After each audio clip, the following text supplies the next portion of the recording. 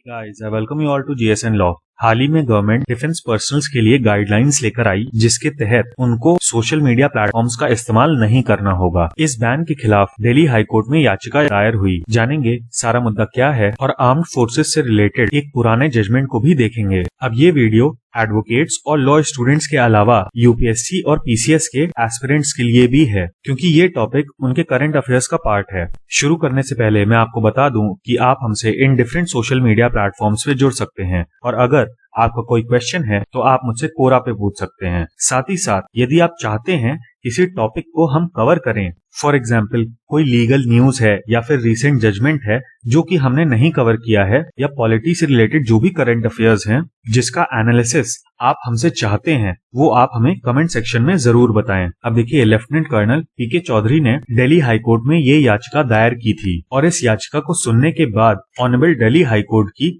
Division bench ने इस petition को डिसमिस कर दिया। यहाँ पर पिटिशनर ने दो चीजों को चैलेंज किया था। एक तो जो सोशल मीडिया बैन की पॉलिसी है इंडियन आर्मी की, उसको, और दूसरा एक कोर्ट का ऑर्डर हुआ था जहां पे एक इंडियन आर्मी पर्सनल को अपने सोशल मीडिया अकाउंट्स को डिलीट करने को कहा गया था to comply with the social media ban policy. अब हम देखते हैं कि इस केस में पिटिशनर ने क्या क्या आर्ग्यूमेंट्स रखे कोर्ट के सामने। सबसे पहले तो आर्टिकल 226 के अंडर में यहाँ पर कोर्ट से प्रे की गई कि आप मैंडेमस की रिट को इन्वोक करते हुए डायरेक्ट करिए रिस्पोंडेंट्स को, यानी कि यूनियन ऑफ इंडिया को, कि वो अपनी पॉलिसी को विड्रॉ कर लें। यहाँ पर पिटिशनर का ये भी कहना था कि जो रिस्पोंडेंट नंबर 2 हैं, यानी कि director general of military intelligence, ये ना तो कॉन्स्टिट्यूशन के अंडर में ना किसी और लॉ के अंडर में ऑथराइज्ड हैं कि वो किसी सिटीजन की फंडामेंटल राइट्स को मॉडिफाई, अमेंड या फिर एब्रोगेट कर दें। कुल मिलाके पिटिशनर का ये कहना था कि ये जो सोशल मीडिया है ये उनके freedom of speech and expression का पार्ट है और ये गाइडलाइंस लाके सरकार ने आर्मी पर्सनल्स की फंडामेंटल राइट्स को छीन लिया है। अब हम बात करेंगे ऑनरेबल हाई कोर्ट के डिसीजन के बारे में, क्योंकि इसी में इन्होंने इस पॉलिसी के ऑब्जेक्टिव्स को इलैबोरेट किया है, सेपरेशन ऑफ पावर को इलैबोरेट किया है और साथ ही साथ इसी चीज से रिलेटेड एक पुराने केस लॉ को भी साइड किया है। सबसे पहले देखते हैं पॉलिसी के ऑब्जेक्टिव्स को। कोर्ट ने ये कहा कि हमने इस पॉलिसी को बहुत ही अच्छे से परस्यू किया और इस निष्कर्ष पे निकले कि ये जो पॉलिसी है ये कॉन्स्टेंटली इवॉल्विंग इंटेलिजेंस को ध्यान में रख के बनाई गई है। यहाँ पर इंटेलिजेंस का अर्थ है वो इंफॉर्मेशन जो कि एक देश को दूसरे देश के बारे में मिलती है और जिसका इस्तेमाल डिफेंस पर्पसेस के लिए किया जा सकता है। अब देखिए, आज के समय में ये फील्ड काफी ज्यादा इवॉल्व कर रही है, क्योंकि जहां पर एक समय पे कम्युनिकेशन के लिए हम मॉर्स कोड का इस्तेमाल करते थे, आज हम क्रिप्टिक ईमेल्स का इस्तेमाल करते हैं। इसके बाद ये पॉलिसी साइबर इंफ्रास्ट्रक्चर को प्रोटेक्ट करने के लिए भी है। फॉर एग्जाम्पल, मान लीजिए कोई डिफेंस पर्सनल साइबर इंटेलिजेंस के क्षेत्र में काम करता है। वैसे तो ये बहुत ही रिमोट पॉसिबिलिटी है, क्योंकि साइबर इंटेलिजेंस के क्षेत्र में जो भी डिफेंस पर्सनल्स काम करते हैं वो अपने आप में काफी ज्यादा ट्रेंड होते हैं। लेकिन हाइपोथेटिकली मान लीजिए किसी व्यक्ति ने जो आर्मी का साइबर इंफ्रास्ट्रक्चर है उसका यूजर आईडी एंड पासवर्ड वही सेम रखा जो कि उसके फेसबुक का यूजर आईडी एंड पासवर्ड था। अब इसके बाद अगर कोई उनके फेसबुक को हैक कर लेता है और उसको फेसबुक का यूजर नेम और पासवर्ड पता चल जाता है, तो वो इजिली आर्मी के साइबर इंफ्रास्ट्रक्चर को भी हैक कर सकता है। इसके बाद कोर्ट ने ये भी कहा कि जो हॉस्टाइल नेशंस हैं हमारे, उनकी इंटेलिजेंस एक्टिविटीज काफी ज्यादा चेंज होती रहती है। देखिए, आपको पता होगा, एक तो वर्ड है इंटेलिजेंस और दूसरा है काउंटर इंटेलिजेंस।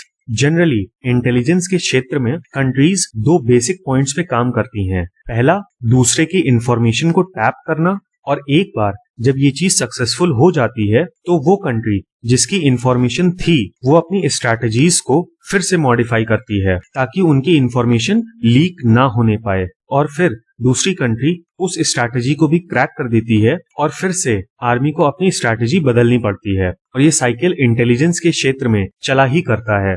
दूसरा है फीडिंग, यानी कि आप अपने दुश्मन देश को क्या इंफॉर्मेशन फीड कर रहे हो, यानी कि आपका दुश्मन देश आया तो आपके इंफॉर्मेशन को लेने के लिए, बट आपने सही इंफॉर्मेशन की जगह गलत इंफॉर्मेशन उसको इस तरीके से प्रोवाइड कराई कि उसको वो इंफॉर्मेशन बहुत ही जेन्युइन लगी। इसी चीज को कहते हैं काउंटर इंटेलिजेंस। तो ऐसे क्षेत्र में जहां पर रोज के रोज नए डेवलपमेंट्स हो रहे हैं, वहां पर यदि आपके आर्मी पर्सनल्स सोशल मीडिया का इस्तेमाल कर रहे हैं तो उनकी वल्नरेबिलिटी बढ़ जाती है। सवाल बनता है कि कैसे आपके एक स्टेटस, एक फोटो या फिर एक एक्टिविटी से बहुत कुछ पता लगाया जा सकता है। हालांकि ये बहुत ज्यादा ही केयरलेसनेस हो गई, बट इसमें मैं आपको एक एग्जाम्पल देना चाहूंगा। कुछ समय पहले मैंने न्यूज में पढ़ा था कि एक लड़की ने अपने फेसबुक पे स्टेटस डाल दिया कि वो और उनका परिवार 15 दिन की छुट्टियों पे जा रहे हैं, और ये चीज किसी गलत व्यक्ति ने देख ली,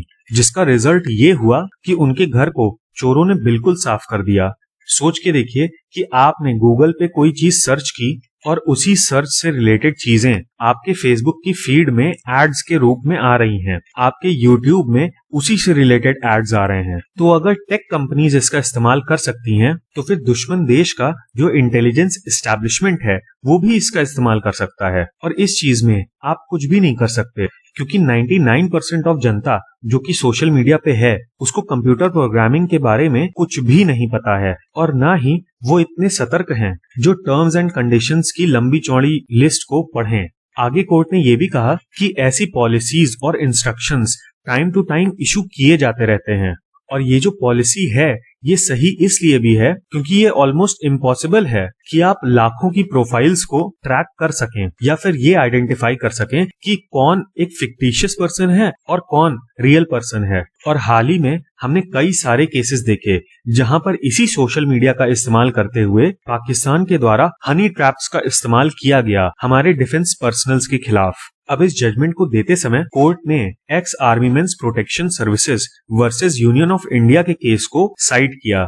ये 2014 का केस है और इस डिसीजन में ये सारे पॉइंट्स दिए गए थे। सबसे पहले तो कोर्ट ने ये कहा कि कोई पॉलिसी नेशनल सिक्योरिटी के लिए ज्यादा बेटर है या फिर फेयरनेस या फिर इक्वालिटी के लिए ज्यादा इम्पोर्टेंट है, इस चीज को डिसाइड करना कोर्ट का काम नहीं है। और इन दोनों चीजों में डिसीजन लेना ये सिर्फ गवर्नमेंट का काम है, क्योंकि उसी के पास सारी इंफॉर्मेशन है। और ऐसे केस में जहां पर कोर्ट को नेशनल सिक्योरिटी के विषय में ना तो इंफॉर्मेशन अवेलेबल है ना ही उसका कॉन्टेक्स्ट पता है, तो ऐसे में जुडिशियल प्रोसेस नहीं इस्तेमाल किया जा सकता। आगे कोर्ट ने कहा कि जो लोग नेशनल सिक्योरिटी के लिए रिस्पॉन्सिबल हैं वही लोग ऐसे केस में जजेस बन सकते हैं, क्योंकि नेशनल सिक्योरिटी से रिलेटेड जो भी इंफॉर्मेशन है उसको ना तो कोर्ट में एज एन एविडेंस प्रोड्यूस किया जा सकता है और ना ही उसको पब्लिकली डिस्कस किया जा सकता है। आगे कोर्ट ने कहा कि नेशनल सिक्योरिटी के इंटरेस्ट में क्या है और क्या नहीं है ये कभी भी क्वेश्चन ऑफ लॉ नहीं बन सकता, और it is a matter of policy जिसमें कि कोर्ट कभी भी ये नहीं डिसाइड कर सकता कि देश के लिए क्या सही है क्या नहीं in regards to national security. Last में कोर्ट ने यह भी कहा कि अगर स्टेट ने किसी चीज को नेशनल सिक्योरिटी का इशू बता दिया है तो कोर्ट उनसे रीजनिंग भी नहीं मांग सकती कि क्यों ये चीज नेशनल सिक्योरिटी का इशू है, और ना ही अफेक्टेड पार्टी को ये चीज बताई जा सकती है। अब यहाँ पर कोर्ट ने पेटिशनर के ऊपर भी सवाल उठाए और कहा कि it does not appreciate the pleadings of the petitioner, क्योंकि वो एक सीनियर ऑफिसर हैं और फिर भी अपनी पेटिशन में वो ये बात कहते हैं कि आर्मी पर्सनल्स को स्लेव्स की तरह ट्रीट किया जा रहा है और गवर्नमेंट आर्मी के ऊपर ट्रस्ट नहीं करती। अच्छा, आर्मी के ऊपर ट्रस्ट ना करके गवर्नमेंट कहाँ जाएगी? मतलब फर्स्ट लाइन ऑफ डिफेंस हमारी आर्मी ही है, और अगर गवर्नमेंट आर्मी पे ट्रस्ट ना करे और आर्मी गवर्नमेंट पे ना ट्रस्ट करे तो दोनों लोगों का ही वजूद खत्म हो जाएगा,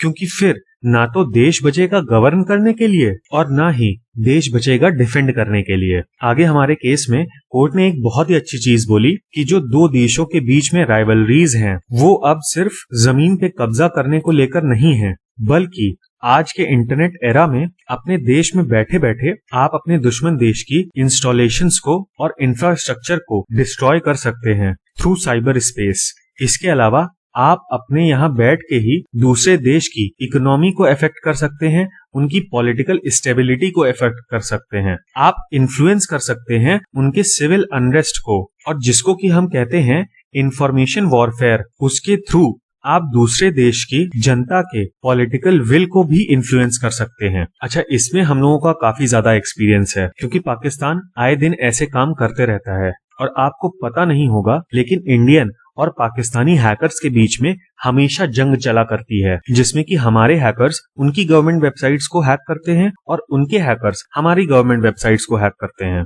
तो अब ये जितनी भी वॉरफेयर है ये बियॉन्ड बॉर्डर्स हो गई है और इन्हीं सब चीजों को ध्यान में रखते हुए कोर्ट ने ये कहा कि गवर्नमेंट ने पूरे असेसमेंट के बाद ही ये पॉलिसी लाई है और कोर्ट इस पॉलिसी में कतई इंटरफेयर नहीं कर सकता और इसी वजह से इस याचिका को खारिज कर दिया गया। तो ये था हमारा एनालिसिस इस पूरे टॉपिक का। उम्मीद है कि आपको ये वीडियो पसंद आया होगा। वीडियो को लाइक और शेयर करना बिल्कुल ना भूलें। Thank you. जय हिंद।